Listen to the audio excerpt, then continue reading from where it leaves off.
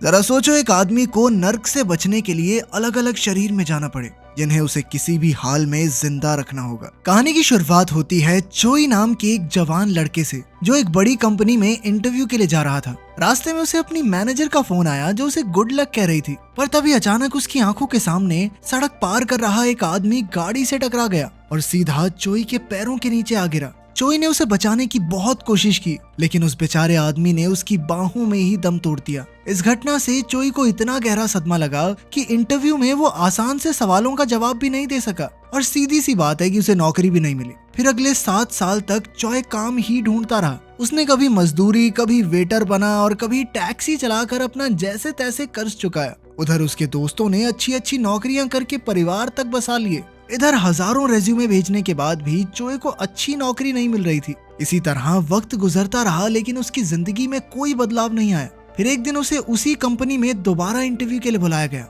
जहां वो 7 साल पहले गया था। जब मैनेजर ने देखा कि वो इतने साल से लगातार अलग अलग छोटे मोटे काम करके गुजारा कर रहा है, तो वो चोई की लगन से काफी प्रभावित हुआ। ये देखकर एक बार फिर चोई की उम्मीद जाग गई। लेकिन फिर थोड़ी देर बाद ही उसे खबर मिली कि जिस कंपनी में उसने पैसे इन्वेस्ट किए थे वो तो ठप हो गई है और उसका सारा पैसा डूब गया। ये सुनकर वो गुस्से से भर गया और सीधा इन्वेस्टर के घर जाकर गुस्से में उसका दरवाजा तोड़ने लगा। तभी पड़ोसियों ने उस पर पुलिस बुलवा दी। बेचारे चोई की जिंदगी में कुछ भी अच्छा नहीं हो रहा था। अब चोई हताश होकर अपनी मंगेतर जेनी के घर गया तो उसने देखा कि वो किसी दूसरे आदमी की महंगी गाड़ी से उतर रही थी। जब जेनी ने चोई को देखा तो उसने चोई की मदद करने के लिए उसे कुछ पैसे दिए, लेकिन चोई ने उससे नाराज होकर कहा कि वो उसे भूल जाए, क्योंकि वो नहीं चाहता कि जेनी अपनी जिंदगी एक नाकाम इंसान के साथ बिताए। फिर जब चोई वापस अपने घर पहुंचा तो उसने देखा कि उसका सारा सामान दरवाजे के बाहर पड़ा था। असल में मकान मालिक ने किराया न देने की वजह से उसे घर से निकाल दिया था। फिर अगली सुबह चोई को उसी कंपनी का मैसेज आया कि वो नौकरी के लिए भी सिलेक्ट नहीं हुआ।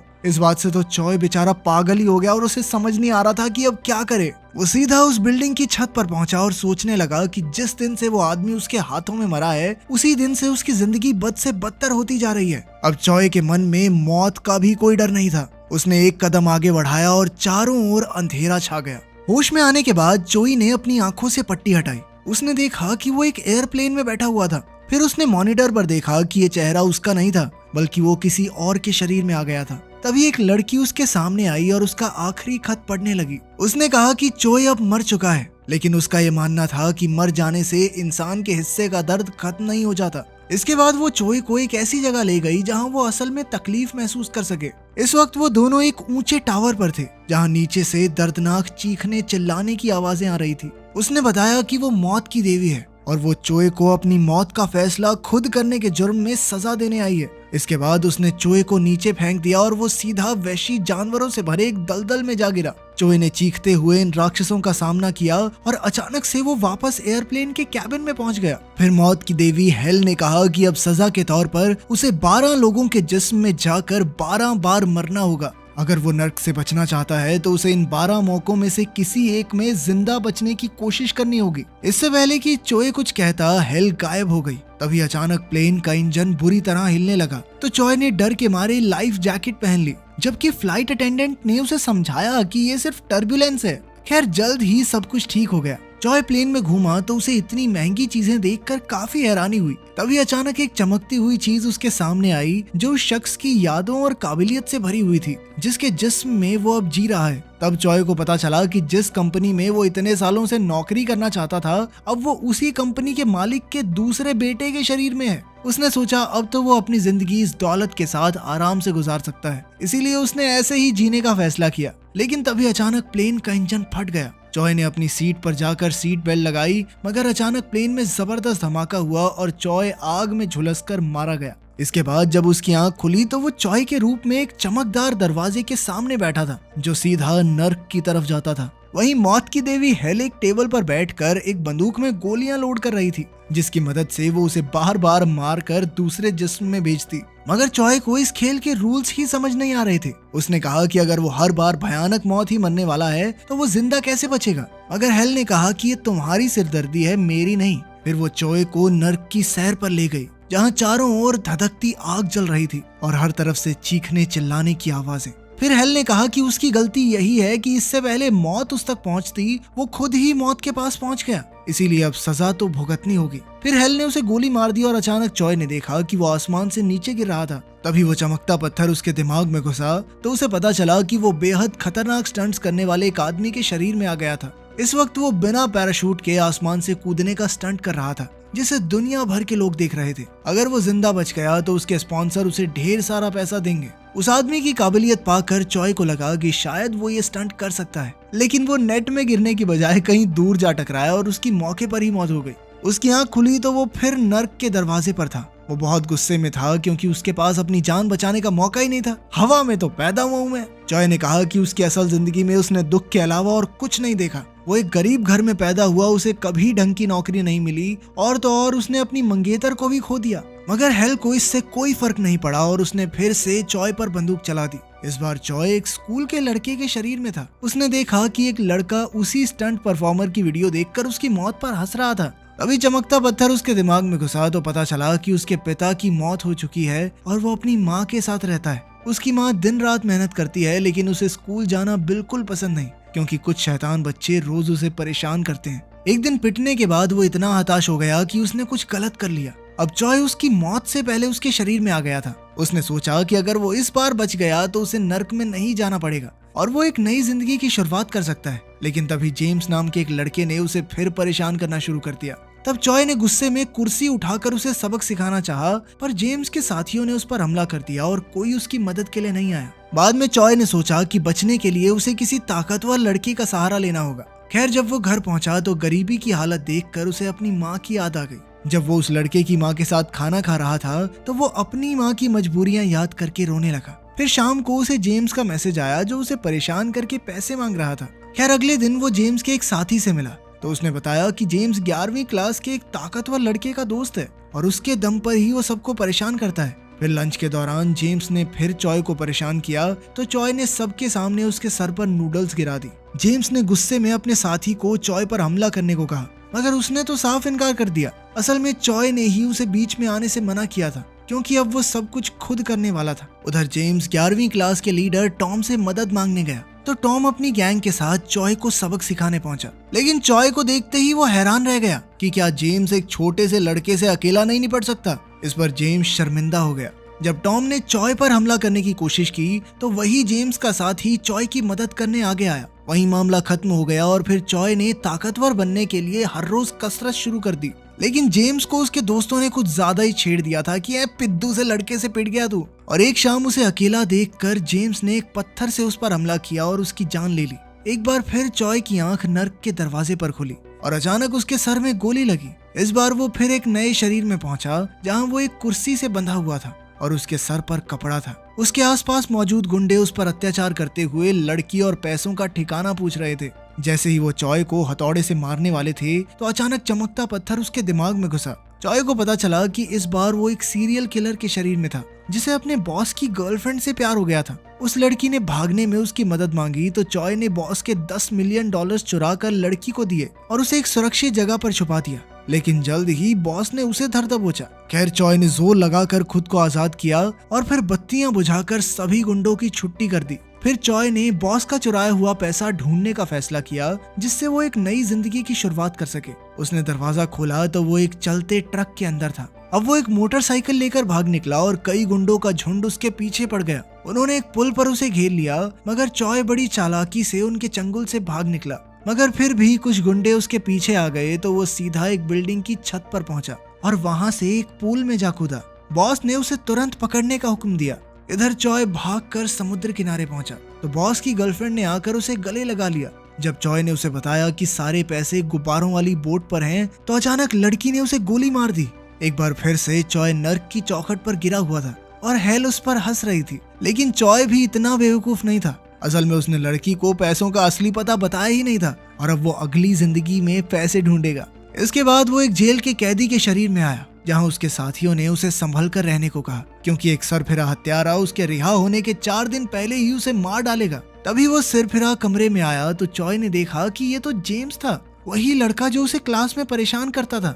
उसे देखते ही चॉय गुस्से से आग बबूला हो गया और उसने जेम्स पर हमला कर दिया। खैर, उसके साथियों ने उसे रोका, तभी चमकता पत्थर उसके दिमाग में घुसा। चॉय को पता चला कि इस वक्त वो ऐसे लड़के के शरीर में था जो MMA फाइटर बनने के सपने देखा करता था, मगर उसकी माँ के सर पर बहुत ज्यादा कर्ज था जिसे चुकाने के लिए वो किसी अमीरजादे का जुर्म अपने सर पर लेने को तैयार हो गया। उस वक्त उसकी उम्र 18 साल से कम थी, इसीलिए उसे सिर्फ 2 साल की सजा हुई। इसके बाद जब असली गुनहगार का वकील उससे मिलने आया तो उसने पूरी दुनिया को सच बताने की धमकी दी। इस तरह उसने अपना मुंह बंद रखने के लिए कुछ और पैसे मांगे। इधर जेल में अब चॉय ने जेम्स से कहा कि वो उसकी असलियत अब सबके सामने लाकर रहेगा, क्योंकि चॉय जानता था कि जेम्स कोई सिरफिरा नहीं बल्कि बच्चों को मारने वाला एक बुजदिल है। फिर एक दिन वर्कशॉप में काम करते हुए एक हादसा हो गया जिसके बाद गार्ड्स जख्मी कैदी को उठा ले गए। इधर कुछ गुंडों ने चॉय को घेर लिया और अचानक उस पर जानलेवा हमला कर दिया, मगर चॉय भी इस वक्त एक MMA फाइटर के शरीर में था और उसने एक एक गुंडे को अच्छा सबक सिखाया।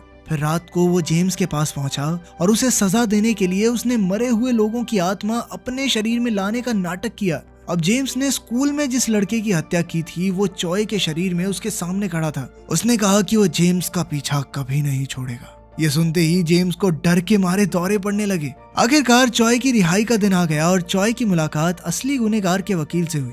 वकील ने उसे और पैसे देने की कोशिश की, मगर चॉय ने इनकार करके कहा कि अब वो अपनी जिंदगी खुद बनाएगा। इसके बाद वो उसी समुद्र किनारे पहुंचा और उसने वही $10 मिलियन ढूंढ निकाले जो उसने अपनी पिछली जिंदगी में छुपाए थे। वो पैसे लेकर अपने घर पहुंचा और आगे की जिंदगी के बारे में सोचने लगा। खैर रात को उसे अपनी माँ का सपना आया और वो रोते रोते जाग उठा।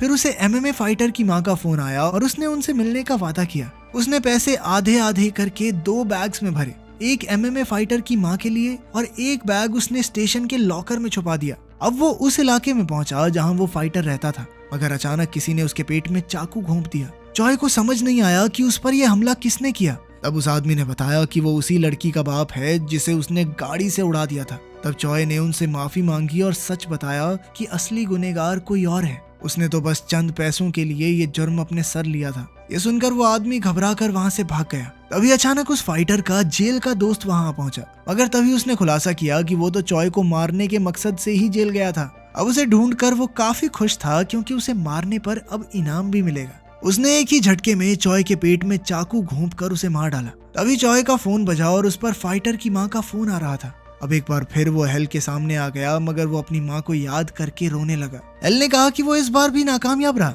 मगर चॉय ने कहा कि वो अगले शरीर में जाना चाहता है। हेल ने उस पर बंदूक चला दी और अब वो एक जवान लड़के के शरीर में था। वो ट्रेन स्टेशन से थोड़ी ही दूर था और दौड़कर स्टोरेज रूम में गया और तुरंत पैसों का बैग निकाल लिया। तभी अचानक उसकी नजर एक पोस्टर पर पड़ी और चमकता पत्थर उसकी बुद्धि में घुस गया। उसे समझ आया कि अब वो एक मॉडल के शरीर में आ गया था। खैर फिर चॉय घर पहुंचा तो वहाँ की शानो शौकत देखकर हैरान रह गया। तब उसके दोस्त का फोन आया जो उसे पार्टी के लिए बुला रहा था। पार्टी में जाकर चॉय को एहसास हुआ कि उसे बहुत जल्दी शराब का नशा हो जाता है। तभी उसी कंपनी का CEO वहां आ गया जिस कंपनी में वो चॉय बनकर इतने सालों से नौकरी पाने की कोशिश कर रहा था। चॉय ने उनसे बातचीत करने की कोशिश की, मगर जल्द ही वो नशे से बेहोश हो गया। अगली सुबह उसके बड़े भाई ने उसे उठाया तो उसकी आंख खुली। तब पता चला कि वो दोनों मिलकर एक कैफे चलाते हैं और आज उसके भाई के जाने के बाद उसे ही सारा काम संभालना था। आज वो वेटर का काम कर रहा था कि उसी वक्त जेनी उस कैफे में आई।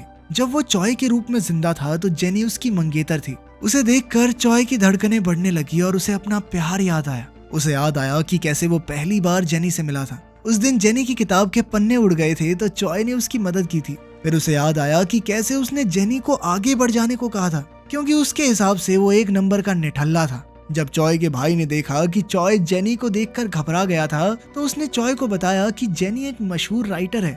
चॉय ने तुरंत गूगल पर देखा कि जेनी के नॉवल को हाल ही में पुरस्कार मिला था। ये नॉवल उसके एक प्रेमी की कहानी के ऊपर था। चॉय ने तुरंत वो किताब ढूंढकर पढ़ी तो उसे समझ आया कि जेनी ने ये किताब चॉय और उसके साथ बिताए हसीन पलों के बारे में लिखी थी। चॉय ने उसे कहा कि वो उसे मरते दम तक प्यार करेगा और कभी छोड़कर नहीं जाएगा। फिर जब वो कैफे में था तो उसे याद आया कि उसने जेनी की किताब पूरी होने पर उसे एक फाउंटेन पेन देने का वादा किया था। फिर चॉय ने शाम को ही पेन खरीदा और उसे जेनी के नाम लिखवाया, मगर उसने जेनी को वो पेन दिया नहीं।